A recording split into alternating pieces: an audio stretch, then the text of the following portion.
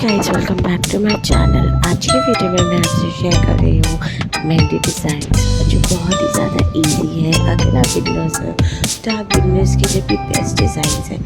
I hope आपको ये designs पसंद आए।